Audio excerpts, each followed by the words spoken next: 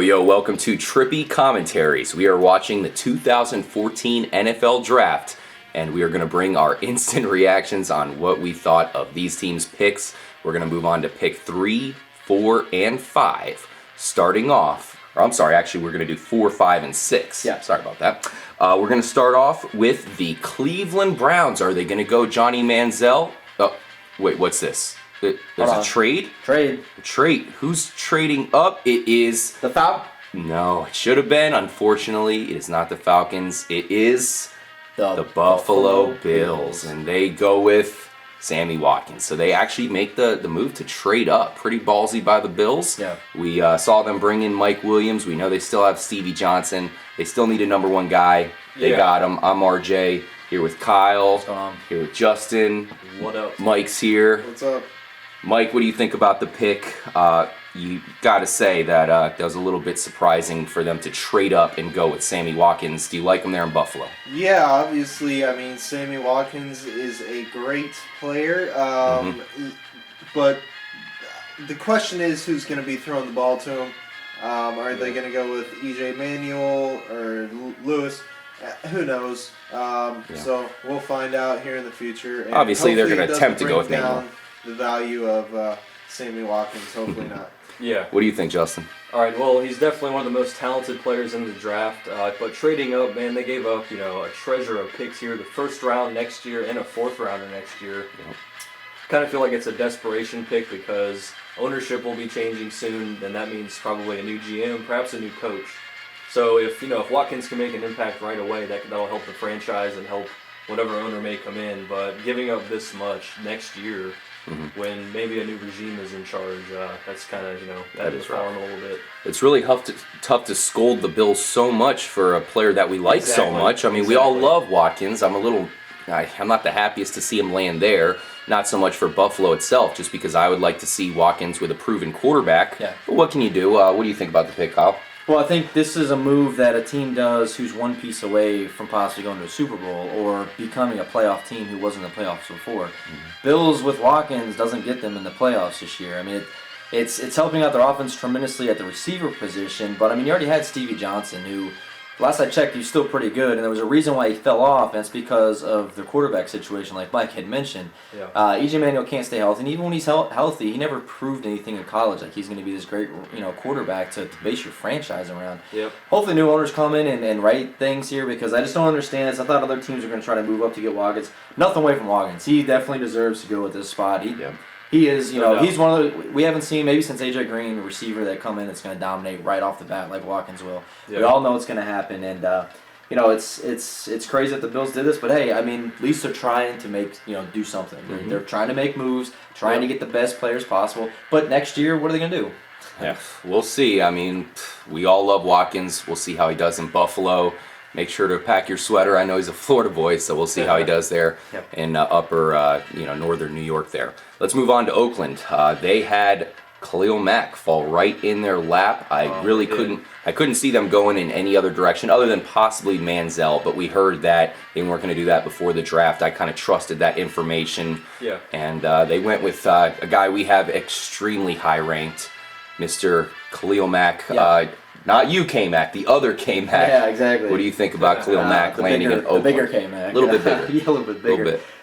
Great move by the Raiders. The Raiders have had a history of making the stupid pick here, and they have a high pick. They make the dumb pick. The Hayward Bay, just because he was the fastest guy in the draft. I like this. I think a lot of teams are starting to kind of see a lot of teams want to build their defense, and you got to have a good defense to survive in the NFL now.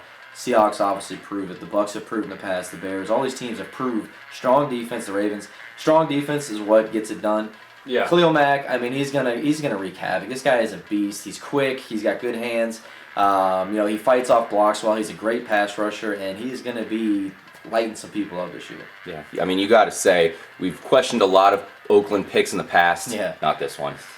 No way. He's going to be facing Peyton Manning twice a year, Alex Smith twice a year. Old man Phillip Rivers twice a year. Exactly. I mean, so now they have something to worry about. So Oakland's defense was pretty decent before. They did lose Lamar Houston, so I see Mack just basically replacing him on the D. But we'll see what happens. Not a good day for Peyton and Interesting to see Phillip. how they use him for sure, man. Absolutely, because he's so versatile. He could be a DNA or outside linebacker. I mean, you could actually see one of the first players to actually switch between the two. They bring in another D tackle, and he comes up and he moves up to that position. And then they bring in another defensive end, and he drops back to the linebacker position because he really can do it all. Absolutely. Great pick, Oakland. Certainly, we all think Khalil Mack's going to be a stud. Oakland needs a little bit more to get in the playoffs, but that's going to go a long way in making their defense probably legit status here. I think they had some promising games last year, and this is definitely a big-time step in the right direction. They picked up Matt Schaub. That's going to be their quarterback. They didn't get Manziel, so we'll see how he can do. He's got Khalil Mack on the other side of the ball.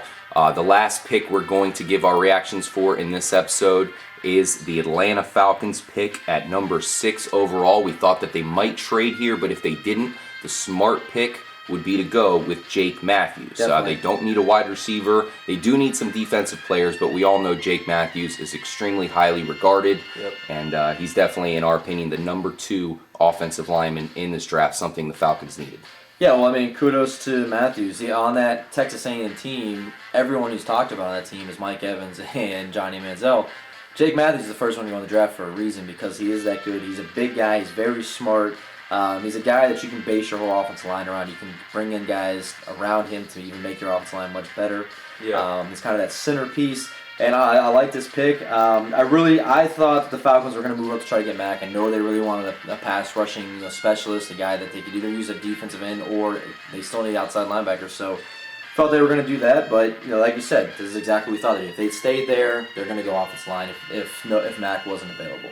Yeah, we both thought Mack might fall to this spot, even though many people thought Mack would go earlier. Unfortunately for the Falcons, they weren't able to get him. I know probably everybody in Atlanta was crossing their fingers, hoping that possibly they would get him. That would just be a dream fit. But they can't complain about Jake Matthews. I think he's going to be great. What do you think, Justin? I agree with you there. Last year, the big problem for the Falcons was their O-line, and Matty Ice was, getting his ass thrown around sometimes. He was on ice. So, yeah, exactly. So bringing in Matthews is really going to help that and improve the running game. Steven Jackson wasn't looking that good. Absolutely. Yep, that'll be good to see. Definitely helps out Steven Jackson. They're still going to be putting him out there as the number 1 overall pick, and we can't complain here. Jake Matthews had to do it for Atlanta. If you're not going to go with defensive weapons such as Aaron Donald or maybe Anthony Barr, a linebacker, or possibly even defensive back like Justin Gilbert, who might go pretty soon as well. We'll look at that. But they were smart about it. They didn't, at the farm, like I was saying about the Bills there, that they were smart about it. They went with what they needed and not what they were desiring. Yeah, I mean, I think we've all so far have seen pretty smart moves here by these teams. They're they're going the smart route. They're not exactly going with the best guy necessarily. They're going with the guy that they feel will fit in their team the best. So, good draft so far. Good draft so far. Good pick so far. I think we agree with pretty much everyone here.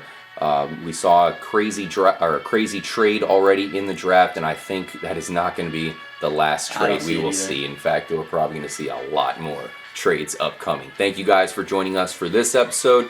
Make sure to stay tuned. Next on the clock, it looks like we have the Tampa Bay Buccaneers. Is Johnny Manziel in play? They got a lot of people in play here.